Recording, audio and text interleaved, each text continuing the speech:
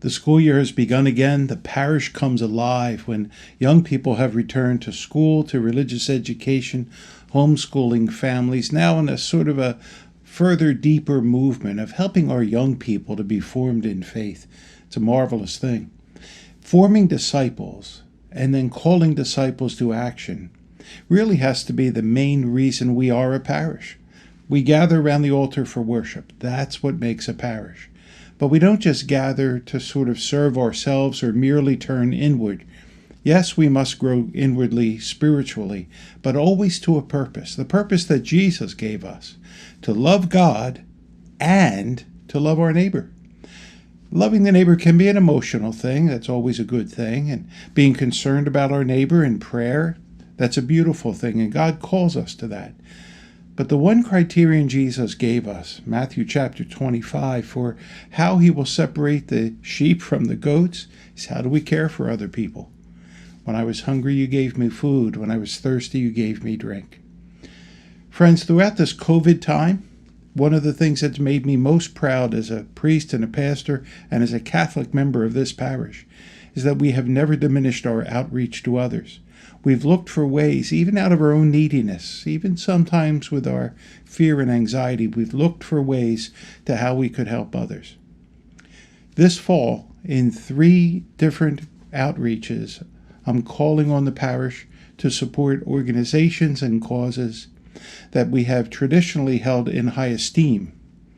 In October, in honor of Respect Life Month, we're calling on our parishioners to provide certain needs that have been shared with us from the Chester County Women's Services in Coatesville. These basically entail diapers and wipes and other things like that. The exact dates for those collections and the exact things that are needed are going to be printed in the bulletin and sent to your house on our Stepping Stones newsletter.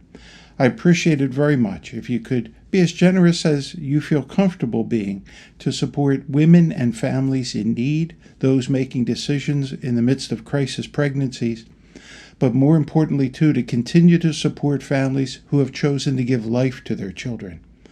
As we often say to each other, we are a pro-life church. I am a pro-life pastor. And I also want to be more than just a pro-birth church.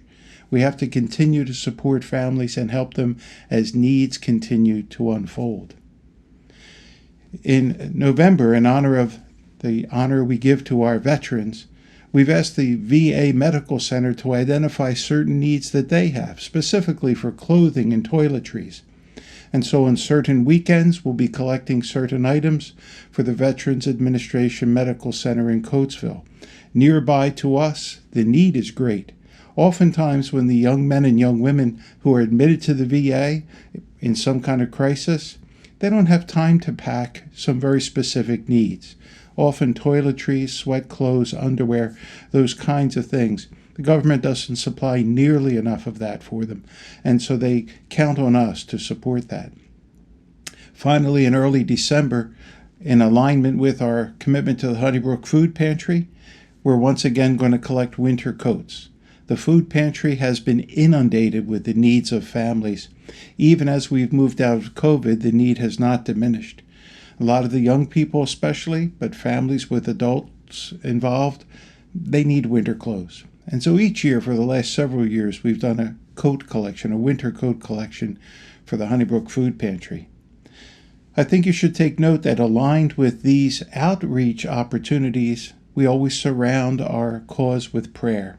The Holy Hour for Life, the Respect Life outreach that we have through the baby bottle program that's going on right now in the fall, asking you to help fund our efforts because there are surprising things that come up we can't predict now.